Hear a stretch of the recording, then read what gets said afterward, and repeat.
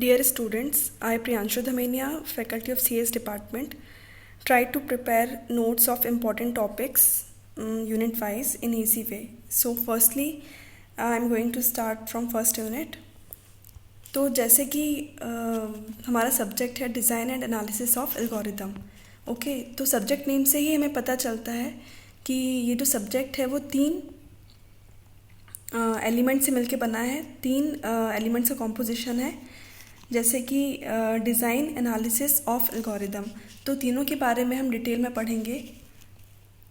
इसमें मैंने कुछ इंपॉर्टेंट टॉपिक्स को कवर करने का ट्राई किया है, जैसे कि इंट्रोडक्शन ऑफ एल्गोरिदम, फिर एल्गोरिदम्स का analysis with complexities, asymptotic notations, heap and heap sort, binary search and last में सॉर्टिंग टेक्निक्स, जिसमें कि हम दो टेक्निक्स पढ़ेंगे, quick sort and merge sort. तो सबसे पहले हम एल्गोरिदम के इंट्रोडक्शन से स्टार्ट करते हैं. तो जैसे कि मैंने स्टार्टिंग में बताया कि सब्जेक्ट नेम जो है वो तीन कीवर्ड से मिलके बना है. First algorithm, second design and third analysis. तो एल्गोरिदम क्या होता है? एल्गोरिदम में हम उसकी डेफिनेशन पढ़ेंगे, एल्गोरिदम का मीनिंग क्या है वो देखेंगे, इसकी क्या क्या कॉम्प्लेक्सिटीज़ होती हैं, इसके क्या क्या नोटेशंस होते हैं जो हम इसमें यूज़ करते हैं, and so on. Design concept mostly ये बताता है कि हम एल्गोरिदम को कौन कौन सी मेथड से डिज़ाइन कर सकते हैं. एंड थर्ड जो है एनालिसिस, इसमें हम एल्गोरिदम की परफॉर्मेंस को चेक करेंगे, उसको एनालाइज करके. ठीक है. एनालिसिस में दो टाइप के पैरामीटर्स हम यूज़ करेंगे, टाइम एंड स्पेस. टाइम मतलब कोई भी प्रॉब्लम जो हमें दी गई है जिसे हमें सॉल्व करना है, उस प्रॉब्लम को सॉल्व करने के लिए एल्गोरिदम को जितना टाइम लगा वो कहलाता है टाइम. एंड स्पेस की जो हमारी एल्गोरिदम है वो उस प्रॉब्लम को सॉल्व करने में जितना स्पेस ले रही है, जितनी मेमोरी ले रही है, वो उसका कहलाता है स्पेस. यहाँ मैंने एक डायग्राम लिया हुआ है. सबसे पहले यहाँ प्रॉब्लम का मतलब है जो प्रॉब्लम हमें सॉल्व करने के लिए दी गई है, जो भी प्रॉब्लम स्टेटमेंट हमें गिवन है वो प्रॉब्लम है. तो सबसे पहले कोई भी प्रोग्रामर हो या कोई भी पर्सन हो, कोई कोडर हो, उस प्रॉब्लम को सॉल्व करने के लिए वो एल्गोरिदम लिखता है. बिना एल्गोरिदम को लिखे वो प्रोग्राम नहीं राइट कर सकता. ओके, तो प्रोग्राम को लिखने से पहले सबसे पहले वो एल्गोरिदम बनाता है. तो प्रोग्राम क्या हो गया? Algorithm plus data structure. मतलब एल्गोरिदम और डेटा स्ट्रक्चर दोनों का कॉम्बिनेशन मिलके क्या बनता है? हमारा प्रोग्राम बनता है. ठीक है. फिर जो हमारा कंप्यूटर है वो उस प्रोग्राम को एज ए इनपुट लेता है. ठीक है. और फिर उस इनपुट को प्रोसेस करके हमें आउटपुट देता है. तो हमारी जो एल्गोरिदम हुई वो क्या हुई? सेट ऑफ स्टेप्स होती है, और इन्हीं स्टेप्स का यूज़ करके हम प्रॉब्लम को सॉल्व करते हैं. फिर जो एल्गोरिदम है उसे हम प्रोग्राम में कन्वर्ट कर लेते हैं, और कन्वर्ट करने के लिए हम प्रोग्रामिंग लैंग्वेजेस का यूज़ करते हैं, जैसे सी प्लस प्लस, जावा, जो कि मैंने यहाँ नोट्स में लिखा हुआ है. तो किसी भी प्रोग्राम को राइट करने से पहले सबसे पहले जो प्रोग्रामर है वो उस प्रोग्राम को की एल्गोरिदम लिखता है, उस प्रोग्राम की एल्गोरिदम को डिज़ाइन करता है. तो बेसिकली प्रोग्राम जो हुआ, जो मैंने पहले बताया है कि वो कॉम्बिनेशन होता है डेटा स्ट्रक्चर और एल्गोरिदम का. और एल्गोरिदम जो होती है वो प्रॉब्लम और प्रोग्राम के बीच में लाई करती है, जैसे कि इस डायग्राम में दिखाया गया है. हमारी एल्गो है, ये प्रोग्राम और प्रॉब्लम के बीच में लाई कर रही है. अब हम डेफिनेशन पे आते हैं. एल्गोरिदम की डेफिनेशन क्या होती है? So algorithm is a sequence of computational steps that transform input into the output. Computational steps का मतलब क्या होता है? ऐसी स्टेप्स जो कुछ ना कुछ कंप्यूट करके हमें देती है, मतलब जो नेसेसरी स्टेप्स जिनको हम अपनी एल्गोरिदम में यूज़ कर रहे हैं. ऐसे स्टेप्स का हम यूज़ नहीं करेंगे, अननेसेसरी स्टेप्स का यूज़ हम बिल्कुल नहीं करेंगे जो हमें कुछ कंप्यूट करके नहीं देती हैं. तो यहाँ कंप्यूटेशनल मतलब है ऐसे स्टेप्स जो हमें कुछ ना कुछ कैलकुलेट करके देती हैं, कुछ कंप्यूट करके देती हैं. तो ऐसे ही स्टेप्स का हम यूज़ करते हैं. ठीक है. फिर एल्गोरिदम जो है वो उस पर्टिकुलर इनपुट को प्रोसेस करती है और उस इनपुट के बेसिस पे हमें आउटपुट जनरेट करके देती है. सेकेंड डेफिनेशन मैंने यहाँ पे ली है, an algorithm is a finite set of instructions that if followed accomplishes a particular task. Algorithm जो होती है वो फाइनाइट सेट ऑफ इंस्ट्रक्शंस होता है. इंस्ट्रक्शंस मतलब क्या होते हैं? Line by line step. ठीक है. तो यदि हम लाइन बाय लाइन स्टेप्स को फॉलो करते हैं तो हम एक पर्टिकुलर टास्क को सॉल्व कर सकते हैं. ठीक है. अब आएगा एल्गोरिदम का क्राइटेरिया. तो हर एल्गो जो है हमारी ईच एंड एवरी एल्गो वो कुछ क्राइटेरियाज को सेटिस्फाई करती है, और एक एल्गोरिदम वही अच्छी होती है जो इन क्राइटेरियाज को सेटिस्फाई करे। तो पहला क्राइटेरिया हमारा है इनपुट। तो every algo should take some input, हमारी हर एल्गो को कुछ ना कुछ इनपुट ज़रूर लेना चाहिए, ठीक है, और आउटपुट उस इनपुट के बेसिस पे हर एल्गो को अपना आउटपुट जनरेट करना चाहिए। थर्ड है definiteness, the instructions which we are using should clear and unambiguous, जो भी इंस्ट्रक्शंस हम अपनी एल्गो में यूज़ कर रहे हैं वो क्लियर होने चाहिए। एंड यहाँ पे अनएम्बिगियस का मतलब है मतलब वो उनमें क्लैरिटी होनी चाहिए इंस्ट्रक्शंस में, और कोई भी कन्फ्यूजन क्रिएट ना करें, ठीक है, विदाउट कन्फ्यूजन वो अपनी क्लैरिटी को डिफाइन करें। फोर्थ क्राइटेरिया है फाइनाइटनेस, हमेशा हमें अपने इंस्ट्रक्शंस को फाइनाइट लूप के अंदर ही रखना चाहिए, मतलब हमें अपनी एल्गो में फाइनाइट लूप का ही यूज़ करना चाहिए। यदि फाइनाइट लूप का हम यूज़ करेंगे तभी हमारा जो प्रोग्राम है वो एक टाइम के बाद टर्मिनेट हो पाएगा। यदि हम इनफाइनाइट लूप का यूज़ करेंगे तो हमारा प्रोग्राम जो है टर्मिनेट कभी नहीं होगा, ठीक है। लास्ट क्राइटेरिया है हमारा इफेक्टिवनेस। इफेक्टिवनेस का मतलब है कि हमारी जो एल्गो है जो हम यूज़ कर रहे हैं वो कितनी इफेक्टिव है, ठीक है। तो इफेक्टिवनेस के थ्रू हम अपनी एल्गोरिदम की परफॉर्मेंस को मेज़र कर सकते हैं कि हम जो एल्गोरिदम यूज़ कर रहे हैं वो कितनी सही है, कितनी करेक्ट है और कितनी करेक्ट नहीं है। यहाँ पे नेक्स्ट टॉपिक हमारा जो कि मोस्ट इम्पॉर्टेंट टॉपिक है एसिम्प्टोटिक नोटेशंस। एल्गोरिदम की यदि हम बात करें तो ये टॉपिक बहुत ही इंपॉर्टेंट होता है, ठीक है। तो क्या होती है asymptotic notations? It is the important feature of algorithm, it is the formal way to speak about function classify them.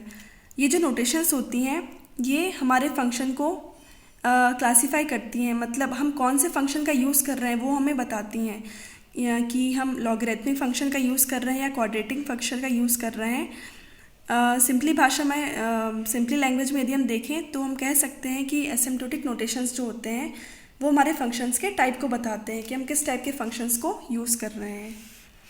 It also describes the running time of algorithm. ये एल्गोरिदम के रनिंग टाइम को भी बताते हैं कि हमारी algo ने कितना टाइम किसी भी प्रॉब्लम को सॉल्व करने के लिए लिया है, ठीक है। तो यहाँ पे 3 टाइप होते हैं एसिम्प्टोटिक नोटेशंस के। फर्स्ट होता है theta notation, second big O notation, third gamma omega notation. इन तीनों नोटेशंस का मोस्टली यूज़ हम एल्गोरिदम की टाइम कॉम्प्लेक्सिटी को रिप्रेजेंट करने के लिए करते हैं, ठीक है। तो यदि एग्जाम में पूछा जाता है कि इन नोटेशंस का यूज़ क्या है, तो इन तीनों नोटेशंस का यूज़ हम एल्गोरिदम की टाइम कॉम्प्लेक्सिटी को रिप्रेजेंट करने के लिए करते हैं।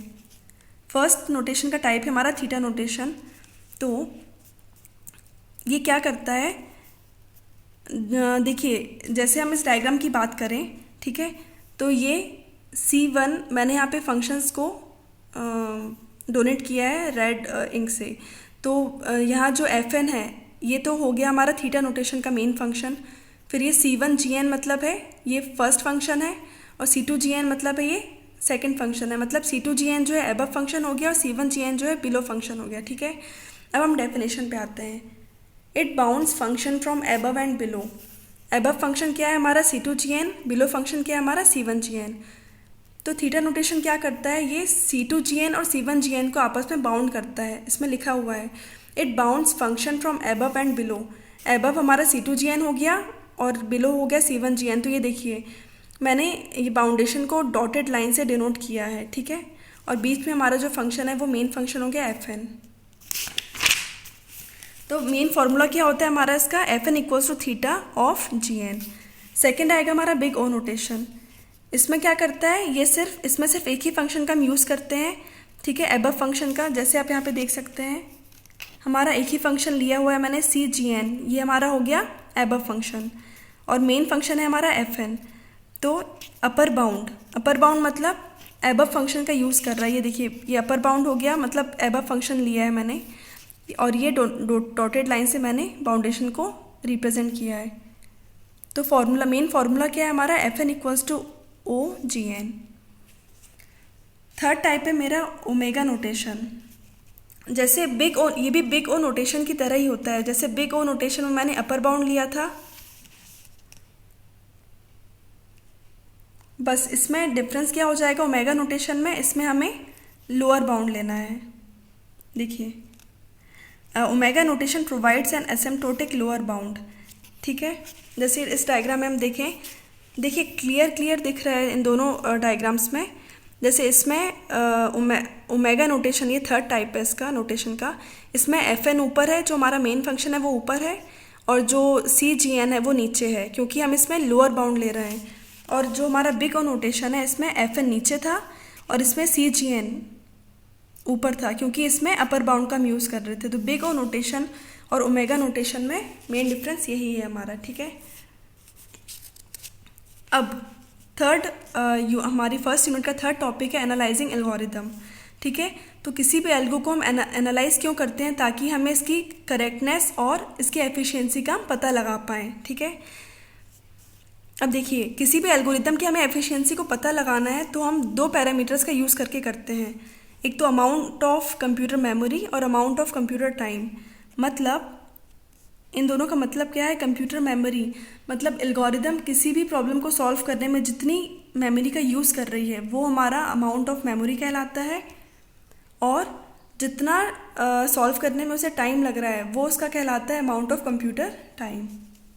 अब देखिए यहाँ पे एनालिसिस के 3 टाइप्स हैं। फर्स्ट टाइप है हमारा वर्स्ट केस, सेकंड होता है बेस्ट केस, थर्ड केस होता है एवरेज केस। तो बारी बारी से हम यहाँ पे केसेस को डिटेल में पढ़ेंगे। फर्स्ट केस है हमारा वर्स्ट केस। देखिए वर्स्ट केस नाम से ही पता चल रहा है, वर्स्ट मतलब होता है बुरा, मतलब इसमें maximum number of steps taken on any instance of size n. Size n मतलब यहाँ पे जो एन है, एन होता है नंबर ऑफ एलिमेंट्स, ठीक है। यदि हम अपनी एल्गोरिदम में मैक्सिमम नंबर ऑफ स्टेप्स का यूज़ कर रहे हैं, मतलब बहुत सारी स्टेप्स यदि हम राइट कर रहे हैं, तो वो हमारा वर्स्ट एल्गोरिदम होती है, ठीक है। जो हमारी अच्छी एल्गोरिदम जो होती है उसमें सबसे कम स्टेप्स होने चाहिए, मतलब मिनिमम नंबर ऑफ स्टेप्स होनी चाहिए। बट यदि हमने maximum number of steps use करके कोई एल्गोरिदम डिज़ाइन की है तो वो उसका वर्स्ट केस कहलाता है, ठीक है। अब देखिए second best case. Best case मतलब नेम से ही क्लियर है, बेस्ट मतलब मिनिमम नंबर ऑफ स्टेप्स का हम यूज़ करेंगे, ठीक है। तो minimum number of steps taken on any instance of size n, definition बिल्कुल सेम है, बस यहाँ पे मैक्सिमम नंबर ऑफ स्टेप्स था वर्स्ट केस में, तो बेस्ट केस में आ जाएगा minimum number of steps. Third आएगा एवरेज केस। एवरेज केस ना तो वर्स्ट केस होता है ना ही बेस्ट केस होता है, दोनों के बीच में लाई करता है। मतलब हम ये कह सकते हैं कि वर्स्ट केस और बेस्ट केस के बीच का जो केस होता है वो होता है हमारा एवरेज केस। मैंने लिखा भी है, this case lies between best case and worst case, neither best case nor worst case, ना तो बेस्ट केस और ना ही वर्स्ट केस। मैंने इन तीनों केसेस को यहाँ पे डायग्राम के थ्रू डिनोट किया है, रिप्रेजेंट किया, आप देख सकते हैं। एक्स एक्सिस पे मैंने साइज ऑफ एलिमेंट्स लिए हैं और वाई एक्सिस पे मैंने नंबर ऑफ स्टेप्स लिए हैं, ठीक है। यहाँ से मैं स्टार्ट कर रही हूँ। तो देखिए जैसे जैसे हमारी नंबर ऑफ स्टेप्स बढ़ती जाएंगी, तो ये मैंने वर्स्ट केस से डिनोट किया है, फिर उससे थोड़ा कम स्टेप्स जो हैं वो एवरेज केस, और सबसे कम steps minimum number of steps को मैंने बेस्ट केस से रिप्रेजेंट किया है। तो इस तरीके से हम डायग्राम यदि एग्जाम में बनाएंगे तो हमें ज़्यादा अच्छे मार्क्स मिलेंगे, ठीक है। अब देखिए कॉम्प्लेक्सिटी ऑफ एल्गोरिदम। एल्गोरिदम की कॉम्प्लेक्सिटी 2 टाइप की होती है, मैंने स्टार्टिंग में भी बताया था, टाइम कॉम्प्लेक्सिटी और स्पेस कॉम्प्लेक्सिटी।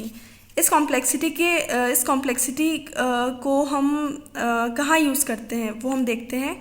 जब भी हम एल्गोरिदम को एनालाइज करते हैं तो एनालाइज करने के लिए हमें मोस्टली ये 2 पैरामीटर्स की नीड होती है, ठीक है, टाइम कॉम्प्लेक्सिटी और स्पेस कॉम्प्लेक्सिटी। टाइम कॉम्प्लेक्सिटी क्या होता है?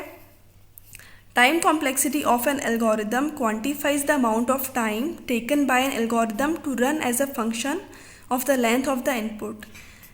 मतलब टाइम कॉम्प्लेक्सिटी जो है वो क्या क्वांटिफाई करती है, क्या कैलकुलेट करती है? अमाउंट ऑफ टाइम को taken by an algorithm to run as a function. जो भी हमें प्रॉब्लम गिवन थी उस प्रॉब्लम को सॉल्व करने के लिए, उस प्रॉब्लम के सॉल्यूशन को फाइंड करने के लिए उसे जितना अमाउंट ऑफ टाइम लगा, किसको? एल्गोरिदम को, ठीक है। ध्यान से समझिएगा, किसी भी प्रॉब्लम को सॉल्व करने के लिए, किसी भी प्रॉब्लम के सॉल्यूशन को फाइंड करने के लिए एल्गोरिदम को जितना अमाउंट ऑफ टाइम लगा वो टाइम कौन मेजर करता है? टाइम कॉम्प्लेक्सिटी, ठीक है। मतलब हमें टाइम कॉम्प्लेक्सिटी हमें क्या बताती है कि एल्गोरिदम को मतलब प्रॉब्लम को सॉल्व करने के लिए एल्गोरिदम को जितना टाइम लगा है वो हमें कौन बताता है, टाइम कॉम्प्लेक्सिटी। सेकंड आएगा स्पेस कॉम्प्लेक्सिटी, बिल्कुल सेम डेफिनेशन है, बस यहाँ पे जो अमाउंट ऑफ टाइम था तो यहाँ पे आ जाएगा अमाउंट ऑफ स्पेस, बाकी पूरी डेफिनेशन सेम है, ठीक है। तो स्पेस कॉम्प्लेक्सिटी हमें क्या बताता है कि एल्गोरिदम के द्वारा किसी प्रॉब्लम को सॉल्व करने के लिए जितना स्पेस लगा है, जितना स्पेस एल्गोरिदम ने लिया है, जितनी मेमोरी यूज़ की है कंप्यूटर की, वो हमें स्पेस कॉम्प्लेक्सिटी बताता है। तो अभी मैंने इतने ही टॉपिक्स को कवर किया है, लास्ट के जो 3 टॉपिक्स बचे हैं वो मैं नेक्स्ट वीडियो में कवर करूँगी। Okay, thank you.